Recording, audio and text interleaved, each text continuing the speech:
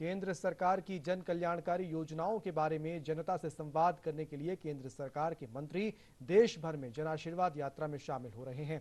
इन यात्राओं के माध्यम से केंद्रीय मंत्री सरकार की जन सरोकारी योजनाओं के बारे में लोगों को जानकारी दे रहे हैं, साथ ही लोगों से संवाद कर रहे हैं।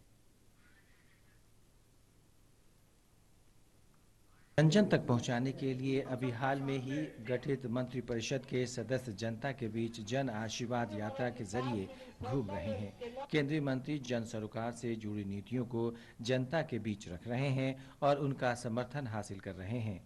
असम के पूर्व मुख्यमंत्री और केंद्रीय मंत्री सर्बानंद सोनोवाल ने जन आशीर्वाद यात्रा के दूसरे दिन असम के मोरीगांव जिले के एक सम्मान समारोह को संबोधित करते हुए केंद्रीय मंत्री सोनोवाल ने कहा कि वह असम और पूर्वोत्तर क्षेत्र के विकास के लिए काम करेंगे।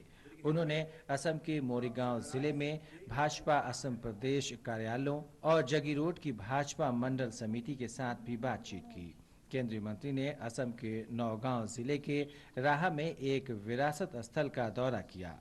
सोनोवाल ने तिवा राजा भुंगल भोलहूर की प्रतिमा पर पुष्पांजलि अर्पित की।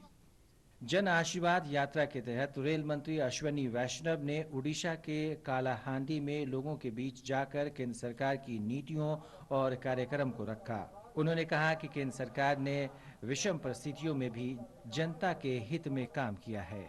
केंद्रीय वित्त राज्य मंत्री पंकज चौधरी की उत्तर प्रदेश के बस्ती जिले से शुरू हुई जन आशीर्वाद यात्रा सिद्धार्थनगर महाराजगंज जनपद होते हुए गोरखपुर जनपद के भारतीय जनता पार्टी क्षेत्रीय कार्यालय पर पहुंची, जहां पर जन आशीर्वाद यात्रा का समापन समारोह हुआ।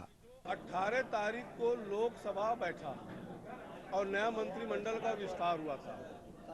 हर मंत्रिमंडल का विस्तार जब होता है तो सदन के दूसरे दिन प्रधानमंत्री पूरे सदन का परिचय मंत्रियों से कराते हैं और भारत के इतिहास में पहली बार हुआ कि मंत्रिमंडल का विस्तार होने के बाद प्रधानमंत्री को परिचय कराने का दोनों सदनों में अवसर नहीं दिया गया।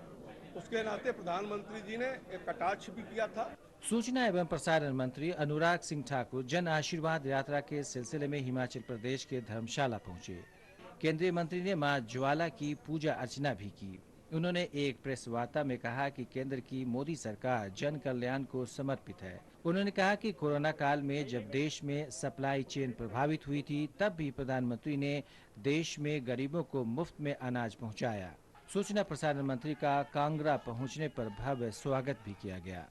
Emergency credit line guarantee scheme Bharat में आज तक बैंक पहले गारंटी लेता था, फिर लोन देता था, कोलेटरल लेता था, फिर लोन देता था।